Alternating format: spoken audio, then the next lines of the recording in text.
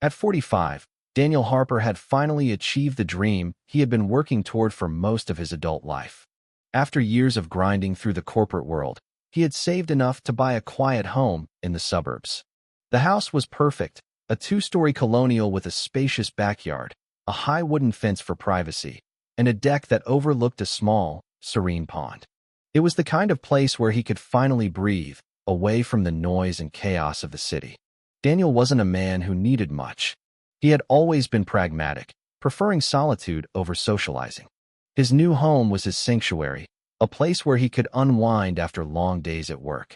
The one indulgence he allowed himself was the hot tub on the deck. It became his nightly ritual, a place where he could sit with a glass of whiskey, stare up at the stars, and let the warm water soothe his tired muscles. The neighborhood was quiet, mostly populated by retirees and families who had lived there for decades. It was the kind of place where people took pride in their homes, where lawns were always neatly trimmed, and where an unspoken rule of mutual respect seemed to govern everyone's behavior. Daniel felt like he had finally found his place in the world. But that feeling didn't last long. Chapter 2. The Neighbor. It started with a simple encounter. A few weeks after moving in, Daniel was in his backyard, fixing a loose board on the fence, when he heard a voice calling out to him. He turned to see a woman peering over the fence, her wide smile stretching across her face. She introduced herself as Maggie Collins, a woman in her late 50s who lived 2 houses down. Maggie was friendly, almost too friendly. Her voice was overly sweet, and her eyes had a calculating glint that made Daniel uneasy. She asked him about his move, his job, and his plans for the house. Daniel answered politely, but something about her made the hairs on the back of his neck stand up. "You know," Maggie said, her tone shifting slightly, "the last people who lived here never really fit in. They didn't understand what it meant to be part of a community." Daniel forced a smile. "I keep to myself mostly," he said, hoping she'd take the hint. But Maggie didn't. She lingered, her gaze drifting to the hot tub. "That's a nice little setup you've got there. I've always wanted one of those, but my late husband never saw the point." Daniel didn't know how to respond.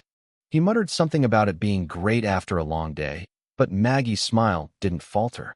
She hummed in response, then finally said, "Well, it's good to have new blood in the neighborhood. Maybe we'll see more of each other." The way she said it left Daniel feeling unsettled.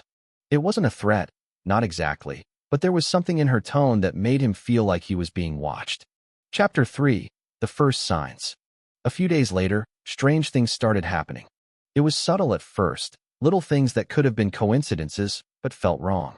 One morning, Daniel noticed that the gate to his backyard was slightly ajar, even though he always made sure to lock it. Then there was the matter of his trash bins. One morning, he found them knocked over, garbage spilling onto his driveway. He assumed it was an animal, but the placement was odd, as if they had been deliberately kicked. Then, one evening after work, Daniel stepped outside onto his deck and noticed something that made his stomach turn. The cover of the hot tub was slightly shifted, and there were footprints on the wooden planks leading away from it. They were faint, as if whoever had been there had already mostly dried off, but they were undeniably human. Daniel's immediate thought was that it must have been a mistake. Maybe a maintenance worker had checked something, even though he hadn't scheduled any repairs. But as he lifted the cover and dipped his fingers into the water, he felt the warmth that told him it had been used recently. Someone had been in his hot tub. His mind immediately went to Maggie. The way she had looked at it, the way she had lingered on his property as if it belonged to her. But it seemed ridiculous. Who would actually sneak into someone else's yard just to use a hot tub? It didn't make sense. Still, the thought unsettled him enough that he started locking the gate with an extra deadbolt. Chapter 4. The Intrusion. The following night, the pattern repeated itself. This time, Daniel checked the water level before going to bed, making sure it was exactly where it should be. When he went outside the next morning, the level had changed. Someone had used it again. It was deliberate. Whoever was doing this wasn't just passing through. They knew what they were doing, and they weren't afraid of being caught. Daniel could no longer pretend that what was happening was a coincidence. Someone had been using his hot tub, and it wasn't an accident. It wasn't a simple case of a trespasser wandering onto his property. Whoever it was had returned more than once, and that meant they either believed they had a right to be there or they simply didn't care about the consequences of being caught. He double-checked the locks on his gates, securing them as best as he could, but it didn't put him at ease. The thought of someone sneaking onto his deck in the middle of the night, making themselves comfortable in a space that was supposed to be his private sanctuary, filled him with an uneasy tension that wouldn't go away. That night, Daniel made the decision to stay up late and keep watch. He turned off all the lights, positioned himself near the sliding glass door that led to the backyard, and waited. The minutes stretched into hours, and for a while, it seemed like nothing would happen. But then, just past midnight, he heard it, the faint creak of the gate. His body tensed immediately, his pulse quickening as he peered through the glass. The motion-activated backyard light flickered on, casting a soft glow over the deck. For a moment, he saw nothing. But then, just as his eyes adjusted, he spotted a figure slipping into the hot tub as if they belonged there. It was Maggie. Chapter 5. The Confrontation. Daniel felt a strange mix of anger and disbelief wash over him. He had suspected it was her, but actually seeing her sitting there, completely at ease in his hot tub, sent a surge of frustration through him. She leaned back against the edge, her eyes half closed, as if she had done this 100 times before. A towel was draped over one of his patio chairs, and beside it sat a half-empty bottle of wine that she had apparently brought with her. She had planned this. She hadn't just snuck in on impulse. She had come prepared, expecting to settle in for a long, comfortable soak in something that wasn't hers. Daniel pushed open the sliding door, stepping outside with slow, deliberate movements. Maggie didn't react at first, as if she either didn't notice or didn't care that she had been caught. Only when he cleared his throat did she open her eyes, looking up at him with an expression of mild annoyance, as if he was the one intruding on her. "Oh," she said, tilting her head slightly. "You're still awake." Daniel crossed his arms over his chest, his voice low and controlled. "What the hell are you doing?" Maggie let out a small sigh, barely acknowledging the question as she lazily trailed her fingers through the water. "Relaxing. It's a beautiful night." "That's not what I meant," he snapped. "You're on my property, using my hot tub without my permission. Do you have any idea how insane that is?" She raised an eyebrow, her expression remaining infuriatingly calm. "Oh, Daniel, there's no need to be so dramatic. It's just a hot tub." "It's not just a hot tub, Maggie. It's mine, and you don't have any right to be here." Maggie let out a quiet chuckle, shaking her head as if she found the whole situation amusing. "You know, my late husband always said that good neighbors should share with each other. This street used to be so much more welcoming before people started acting so territorial." Daniel felt his patience wearing dangerously thin. "I'm not going to ask you again. Get out." She sighed again, as if indulging a child's tantrum, and slowly sat up, the water sloshing around her as she made no effort to rush. Fine. No need to be rude about it." She reached for the towel on the chair, wrapping it around herself with deliberate slowness before picking up her bottle of wine. As she walked past him, she paused, looking him in the eye with an expression he couldn't quite read. There was no embarrassment, no shame, only something that almost resembled amusement. "You really should learn to be more neighborly, Daniel," she said, her voice carrying an edge of something almost condescending. "People around here don't like unfriendly newcomers." She walked off toward the gate, slipping out as if she hadn't just been caught trespassing. Daniel stood frozen in place, trying to process what had just happened. This wasn't some misunderstanding. This wasn't an innocent mistake. She had deliberately walked onto his property, used something that belonged to him, and then acted as if he was the one being unreasonable. And the worst part? She didn't seem the least bit concerned about the consequences. Chapter 6. The Escalation. Daniel barely slept that night, his mind racing with frustration and unease. The way Maggie had spoken to him, the way she had carried herself, it all felt wrong. She hadn't acted like someone who had been caught doing something inappropriate. She had acted like someone who believed she had every right to be there. And if she believed that, then there was no guarantee that she wouldn't do it again. The next morning, Daniel took extra precautions. He replaced the locks on the gates with stronger ones, made sure the sliding doors were fully secured, and even installed a motion sensor alarm that would trigger if someone stepped onto the deck without permission. He was done playing games. If Maggie tried this again, she would know exactly how serious he was. For a couple of days, things were quiet. Daniel didn't see Maggie, and there were no more signs of intrusion. He started to believe that maybe she had gotten the message, that maybe she had finally backed off. But then, late one evening, as he stepped outside to check on things, he noticed something that sent a chill down his spine. A wine glass, half full, sitting on the patio table. He hadn't put it there. His pulse quickened as he scanned the yard, his eyes darting to the hot tub, to the locked gate, to the fence. Everything else seemed normal. The water level hadn't changed, the gate was still shut, but that glass. It was proof. Proof that someone had been there, that someone had walked onto his deck, sat down at his table, and left their drink behind as if they had every right to be there. He didn't touch it. Instead, he went back inside, grabbed his phone, and called the police. Chapter 7. The Police. When the officers arrived, Daniel explained everything. The unauthorized entry, the repeated trespassing, the clear violation of his privacy.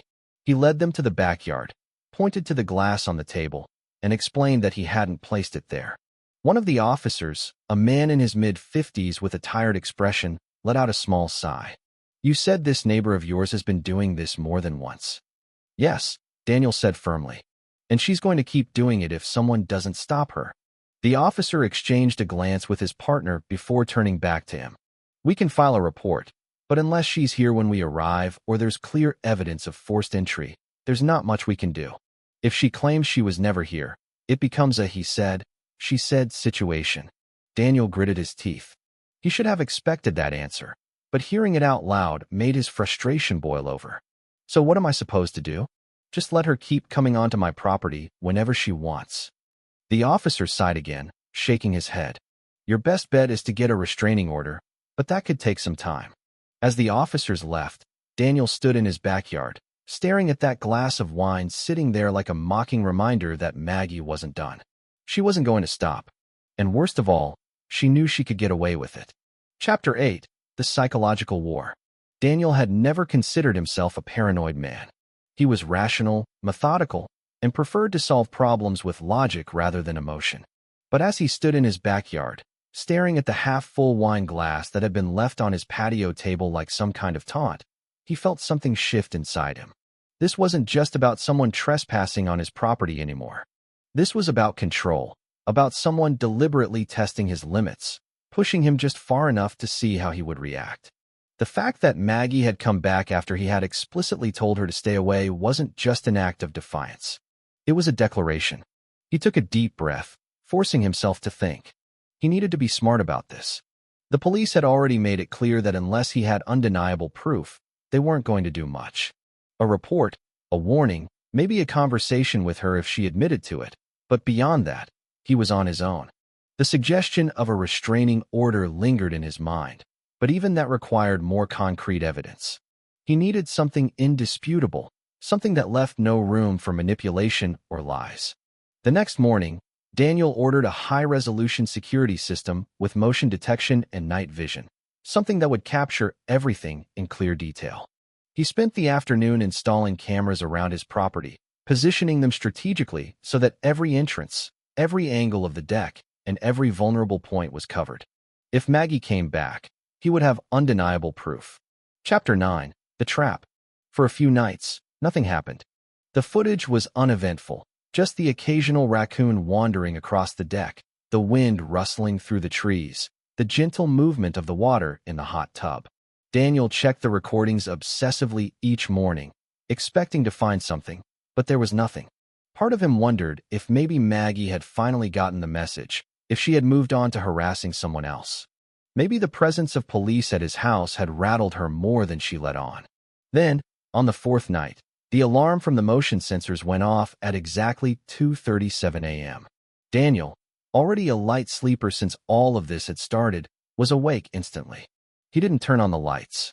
He moved quietly, grabbing his phone as he checked the live feed from the cameras. There she was. Maggie was standing on his deck, wrapped in a robe, looking completely unbothered by the fact that she was on someone else's property in the middle of the night. She wasn't trying to be discreet. She wasn't sneaking around or showing any signs of concern that she might get caught. She walked up to the hot tub and ran her fingers through the water before glancing toward the house, as if debating whether or not to get in. Then she turned and walked to the patio table, setting down what looked like another wine glass. Daniel clenched his jaw, his pulse hammering in his ears. He knew she was pushing him, testing how far she could go before he snapped. She wanted to see what he would do, wanted to gauge his reaction. If he called the police again, she would probably play dumb, act like she was confused, or claim she thought she had been invited. If he confronted her, she would likely twist the situation, turning it against him, painting him as some aggressive man intimidating an innocent woman. He had seen her type before. People who thrived on control, on knowing they could bend reality to suit their needs. He gritted his teeth, forcing himself to stay calm. He wasn't going to play her game. He was going to take away her control. Chapter 10. The Legal Battle. The next morning, Daniel went straight to his lawyer's office. If the police weren't going to do anything, then he needed to take legal action himself. He provided the footage, the timestamps, the repeated incidents, and by the end of the meeting, they had begun filing for a restraining order. It wasn't an immediate solution, but it was something. It was proof that he wasn't just making accusations without evidence. But Maggie wasn't done. That same evening, as Daniel pulled into his driveway after work, he noticed something that made his stomach tighten. His backyard gate was wide open. He knew for a fact that he had locked it before leaving that morning. He parked the car, stepping out cautiously, his eyes scanning the property for any signs of movement. The sun was already setting, casting long shadows across the yard, and the air felt thick with something unspoken, something wrong. He moved toward the backyard, his footsteps silent against the pavement. When he reached the deck, he stopped cold. His hot tub was running. The cover had been removed, steam rising from the water, and Maggie was sitting inside, completely at ease, as if she belonged there. She had a drink in her hand, her head tilted back slightly as she let the warm water envelop her. She didn't flinch when he approached. She didn't look surprised or guilty. Instead, she looked mildly amused. "You really should keep this thing covered when you're not using it," she said casually, swirling the wine in her glass. "It keeps the heat from escaping." Daniel exhaled sharply, his patience at its breaking point. "Get out." Maggie sighed, setting her glass down on the edge of the tub before standing up. She made no effort to cover herself, stepping out of the water with slow, deliberate movements. Water dripped from her skin onto the deck as she reached for her towel. "You know," she said, wrapping it around herself, "I thought we were starting to get along." Daniel didn't take the bait. He didn't let his expression change, didn't let her see how deeply she was getting under his skin. "If you ever set foot on my property again, I will have you arrested."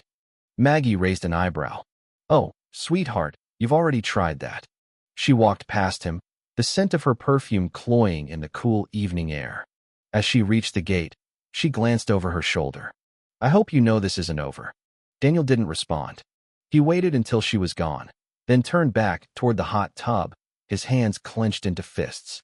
This had gone far beyond trespassing. This was deliberate psychological warfare.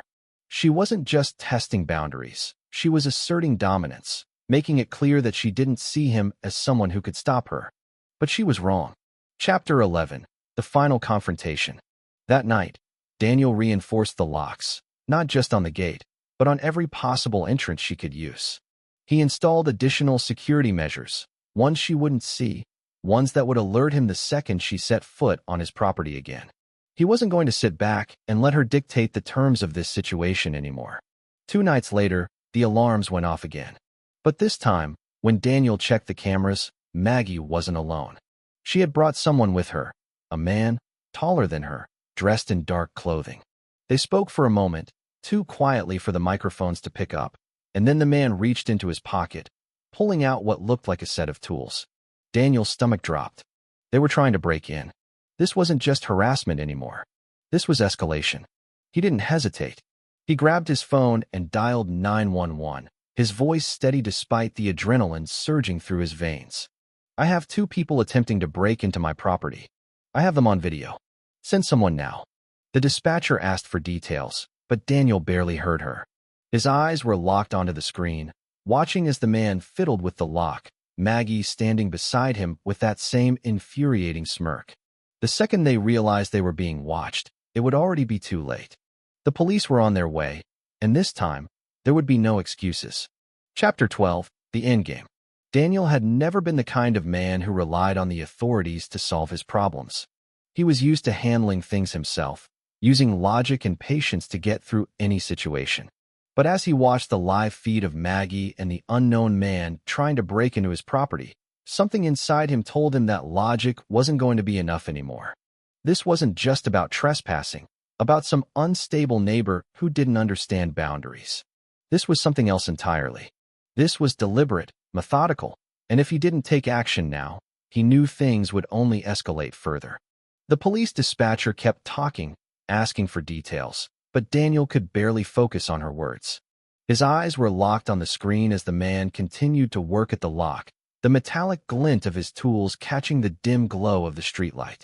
Maggie stood beside him, her arms crossed, her expression a mixture of amusement and anticipation. She wasn't just watching. She was enjoying this. She wanted him to see, wanted him to know that she wasn't afraid of getting caught, that she didn't believe for a second that there would be consequences. "Stay on the line," the dispatcher said, her voice professional, detached. "Officers are en route to your location." Daniel clenched his jaw, his fingers tightening around the phone. He wanted to go outside, to stop them himself, but he knew that was exactly what Maggie wanted. She wanted him to react, to give her another opportunity to play the victim. No, he wasn't going to make it that easy for her. He was going to wait. He was going to let the police catch her in the act. Minutes passed like hours. The man at the gate worked quickly, efficiently, and Daniel had the sickening realization that this wasn't some random friend Maggie had dragged into her schemes. This man knew what he was doing. This wasn't his first time picking a lock. Daniel forced himself to take slow, steady breaths, his mind racing with questions. Who was he? How did Maggie know him? Was he just another pawn in whatever twisted game she was playing? Or was this something more? Then, suddenly, the blue and red glow of police lights washed over the yard, the distant wail of sirens cutting through the stillness of the night. The man at the gate froze for half a second before quickly shoving his tools back into his pocket. Maggie turned toward the flashing lights, her face twisting into something Daniel couldn't quite decipher. Annoyance, calculation, something else lurking beneath the surface. The police car came to a stop at the curb, and within seconds, 2 officers stepped out, one of them already reaching for his flashlight. Daniel moved toward the front door, keeping his phone in hand as he watched the scene unfold through the peephole. "Step away from the gate," one of the officers ordered, his voice firm, authoritative. The man lifted his hand slightly, taking a single step back, his expression carefully blank.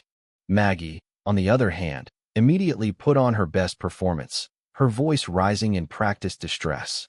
"Oh, thank God you're here. This is such a misunderstanding." Daniel felt his teeth grind together. The officers exchanged a brief glance before the taller one spoke again.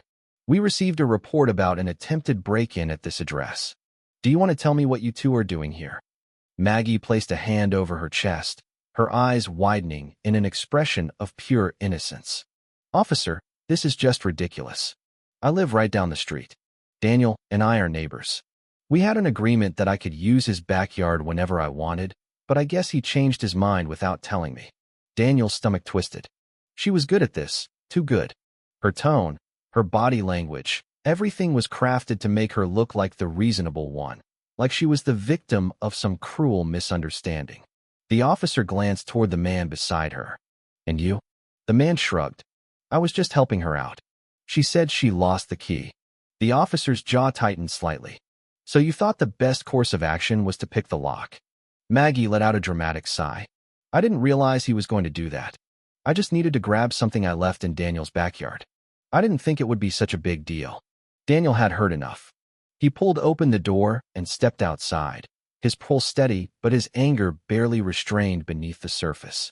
"She's lying," he said, his voice calm but firm. "We had no agreement. I've told her multiple times to stay off my property, and I have security footage of her trespassing, including tonight." Maggie's expression didn't falter. Instead, she turned toward him with a look of feigned hurt. "Daniel, I don't understand why you're doing this. I thought we were friends." His hands clenched into fists at his sides. "Friends don't break into each other's property." One of the officers turned toward him. "You have footage of tonight's incident?" "Yes," Daniel nodded. "I can show you everything." Maggie's face barely flickered, but for the first time, there was something almost resembling unease in her eyes. The officer gestured toward her and the man. "We're going to need you both to come with us for questioning." Maggie let out a small, breathy laugh, as if she couldn't believe what she was hearing. "Oh, come on. This is ridiculous." The officer didn't waver. "You can explain everything at the station." The man beside her gave a slow nod, his gaze unreadable, but Maggie hesitated just for a moment, just long enough for Daniel to see the flicker of something dangerous in her eyes, before she finally sighed and held out her hands. "Fine. Let's just get this over with." As the officers led them toward the patrol car, Maggie turned her head just enough to look back at Daniel. And when she did, she smiled. Not a friendly smile, not a nervous one, but something else entirely. A promise. A warning. This isn't over. Chapter 13, The Aftermath. Daniel stood on his porch long after the police car disappeared down the street, the night settling around him in thick, suffocating silence. He should have felt relieved. He should have felt like he had won, that the worst of it was over. But he didn't. Because he knew Maggie. He knew her type. And people like her didn't just give up. No, this wasn't over. It was just beginning. Chapter 14, The Restraining Order. The next morning, Daniel received a call from the police station. Maggie had been released. No charges had been filed. The officer on the line sounded apologetic, but his words only made Daniel's anger burn hotter. She claimed she didn't know what the guy was doing, said she never told him to pick the lock. "We don't have enough to hold her." Daniel forced himself to stay calm. "What about the video footage?" "She was on my property. She knew exactly what was happening." The officer hesitated. "We're filing a report, but unless you want to push for a restraining order, legally, she hasn't done enough for us to arrest her." Daniel clenched his jaw. He had already started the process of filing for a restraining order, but he knew that would take time. And even if he got one, it wouldn't physically stop her from doing whatever she wanted. Maggie wasn't afraid of the law. She wasn't afraid of consequences. And she had just proven it. The silence on the other end of the line stretched, and when the officer finally spoke again, his voice was lower, more personal. "Look, I know this isn't what you want to hear, but be careful. If she's as obsessive as you say, she might try something worse." Daniel ended the call and set the phone down with a quiet thud. Worse. That word echoed in his mind, an ugly premonition of what was coming. Chapter 15, The Breaking Point. By the time Daniel left for work, he had almost convinced himself that maybe, just maybe, Maggie would stay away for a while, that she would take a break after being taken in for questioning. But when he pulled into his driveway that evening, his stomach twisted at the sight in front of him. His front door was open. The lock was broken. The wood around the frame splintered where it had been forced open. Every muscle in his body went rigid as he stepped out of the car, his eyes scanning the property, his mind immediately calculating the possibilities. Was she still inside? Was she alone? Did she bring someone else with her? His hand instinctively went to his phone as he moved cautiously toward the entrance, forcing his breathing to remain steady. He wasn't reckless. He knew better than to charge in without knowing what he was walking into. Instead, he took a step back, staying in the open, and dialed 911. The dispatcher answered almost immediately. "My house has been broken into," Daniel said, his voice calm but firm. "The door's been forced open. I don't know if the intruder is still inside." "Stay outside," the dispatcher instructed. "Officers are on their way. Do not enter the house." Daniel had no intention of going inside until the police arrived, but his fists clenched as he stared at the open doorway, rage simmering beneath his skin. He already knew who had done this. He knew before he even stepped onto the porch, before he heard the distant wail of sirens approaching. He didn't need to see her inside to know that Maggie had finally crossed the line she had been inching toward from the moment they met. Chapter 16, The Final Straw. The officers arrived within minutes, moving in quickly with weapons drawn, clearing the house room by room while Daniel waited outside, his jaw locked so tightly that it ached. When they finally emerged, one of them nodded at him, motioning him forward. "She's not here," the officer said, "but you should take a look at this." Daniel stepped inside, his entire body thrumming with adrenaline as his eyes moved over the damage. The house itself hadn't been ransacked. Nothing was stolen, nothing destroyed. Instead, everything was just slightly off. Personal items had been moved. Papers from his desk had been sifted through. A chair in the living room had been turned at an angle that he never would have left it in. The air felt tainted, invaded, as if someone had been walking through his space, touching his things, studying his life. Then he saw it. Scrawled in red lipstick across his bathroom mirror were 3 words that sent a chill down his spine. "You owe me." Chapter 17, The Reckoning. Daniel's hands curled into fists. "Do you have security footage?" one of the officers asked. Daniel forced himself to breathe before answering. "Yes." They pulled up the footage together, and sure enough, there she was, Maggie, bold as ever, walking up to his front door in broad daylight, looking over her shoulder once before pulling something from her pocket. What looked like a set of lockpicks. Within seconds, she was inside. She had spent nearly an hour there, wandering from room to room, touching his things, going through his desk. Then, just before leaving, she had stopped in the bathroom, rummaged through his drawers, and used his own lipstick to leave her message. The officers exchanged looks. "This changes things," one of them muttered. "Breaking and entering, property damage. This is more than trespassing now." Daniel exhaled slowly. "So you'll arrest her?" The officer hesitated. "We'll bring her in, but be prepared. She might make bail fast." Daniel didn't care. Let her make bail. Let her think she had won again. Because this time, he wasn't just waiting for her to make her next move. He was going to be ready. Chapter 18, The End. By the time Maggie was arrested that evening, Daniel had already reinforced every lock, installed additional security, and sent copies of the footage directly to his lawyer. He wasn't leaving any room for manipulation, for loopholes, for excuses. And when she got out, and he knew she would, he would be ready for whatever came next. Because Maggie wasn't just trying to take his space anymore. She was trying to take control. And Daniel Harper wasn't about to let that happen. Epilogue, the new normal.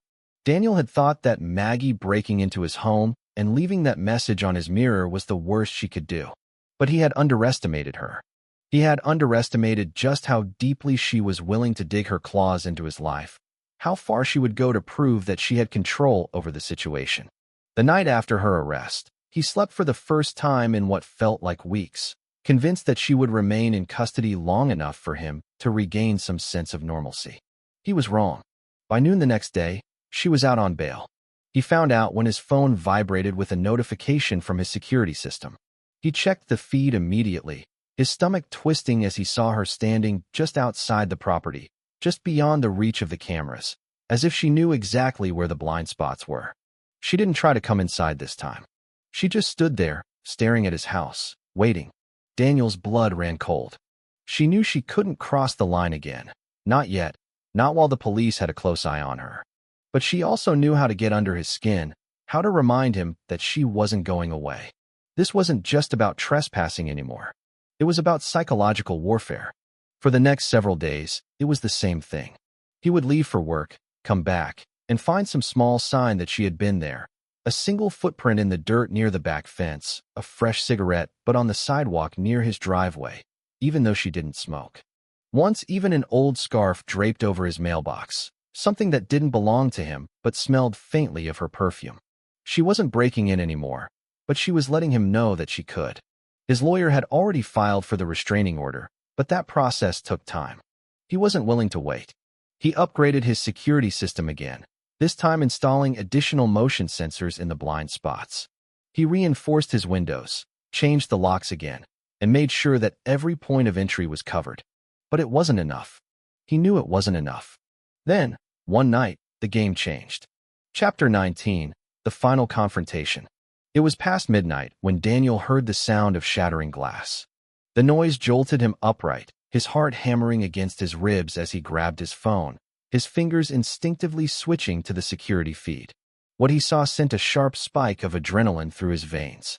Maggie was inside his house. The kitchen window was broken, shards of glass scattered across the floor.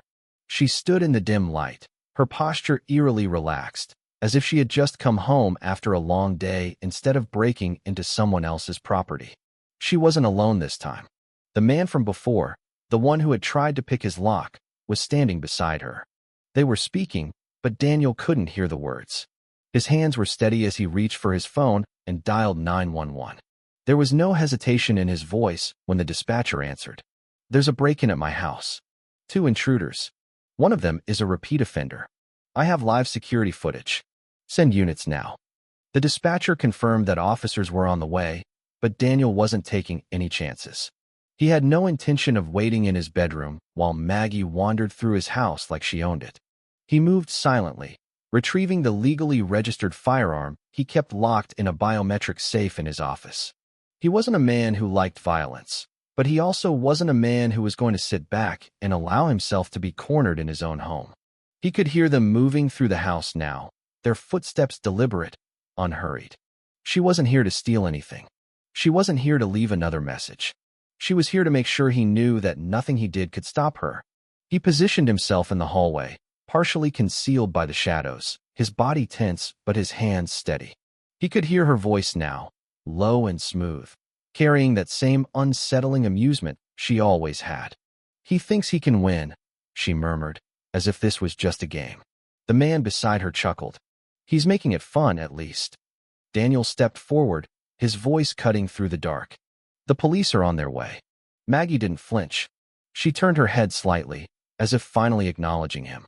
"Oh, Daniel," she said, her tone dripping with mock sympathy. Always so dramatic. His grip on the gun remained firm. He didn't raise it, didn't need to. "You broke into my house. You're not walking away from this one." The man beside her shifted slightly, and Daniel saw the glint of something metallic in his hand, a knife. His body reacted before his mind even finished processing it. He took a step back, widening the distance between them. He wasn't stupid enough to let himself get close. Maggie sighed, as if this was all so exhausting for her. "You could have made this so much easier," she murmured. "But no, you had to go and fight back." Daniel's pulse was steady. "That's exactly what I'm doing." Then, in the distance, the sound of approaching sirens. For the first time, Maggie's expression faltered. The man beside her muttered something under his breath, looking toward the broken window, calculating whether they could make a run for it. Daniel took another step forward. "Try it," he said, his voice even. "See what happens." The man hesitated, then swore under his breath before making a break for the back door. Maggie stayed where she was, her eyes locked onto Daniel's, as if trying to decide her next move. The sirens were louder now, flashing lights appearing through the windows. She let out a small, sharp laugh. "You think this is over?" she whispered. Daniel didn't respond. The door burst open, police flooding the house, weapons drawn.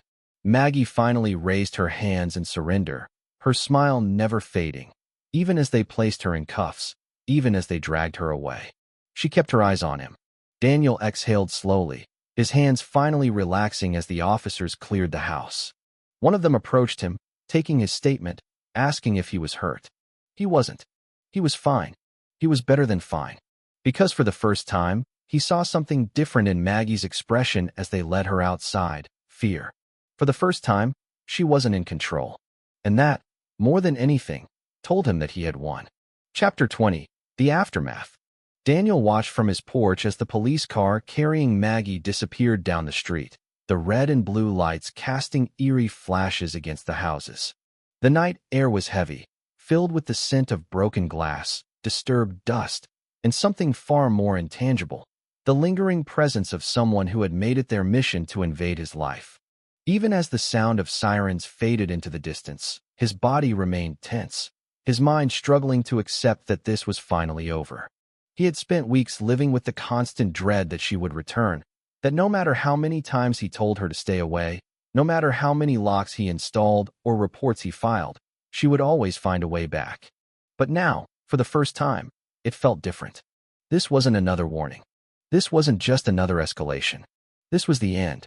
Chapter 21. The New Beginning. The days that followed were a blur of paperwork, insurance claims, and court filings. His lawyer assured him that with the charges stacked against her, Maggie wouldn't be seeing the outside world for a long time. Daniel didn't attend the hearings. He didn't need to. He had already lived through enough of it. But when his lawyer called to tell him that she had been sentenced to 5 years in prison with no possibility of early release, he felt something that had eluded him for weeks: relief. For the first time in months, he didn't wake up expecting to see her shadow outside his window. He didn't check the security cameras every hour. The tension that had gripped his chest slowly began to unwind, day by day, until he almost felt normal again. He repaired the damage to his home, replaced the broken window, repainted the bathroom where she had left her message. Every change, every fix, felt like another step toward reclaiming what was his. The nightmares still came sometimes, flashes of her standing in his kitchen, her smirk, the way she had looked at him like she was playing a game only she understood. But they faded with time. The restraining order was still in place, though he doubted it would matter now. Even if she somehow found a way out earlier than expected, even if she still harbored some twisted obsession, she had lost. He had made sure of that. And then, one morning, he stepped out onto his deck, coffee in hand, and for the first time in what felt like forever, he looked at his hot tub and saw it for what it was supposed to be, not a battleground, not a reminder of how she had invaded his life, just a place to relax. He turned on the water, let the steam rise into the crisp morning air, and exhaled. She was gone, and she wasn't coming back. Thank you for taking the time to listen to today's story on Store of Good Stories. If this story touched your heart or made you think, don't forget to hit like and share the video to spread this positive message to more people. And if this is your first time here, make sure to subscribe and turn on the notification bell so you won't miss any of the meaningful stories we share every week. Your support is the biggest motivation for Store of Good Stories to keep bringing heartfelt and valuable stories to you. See you in the next video.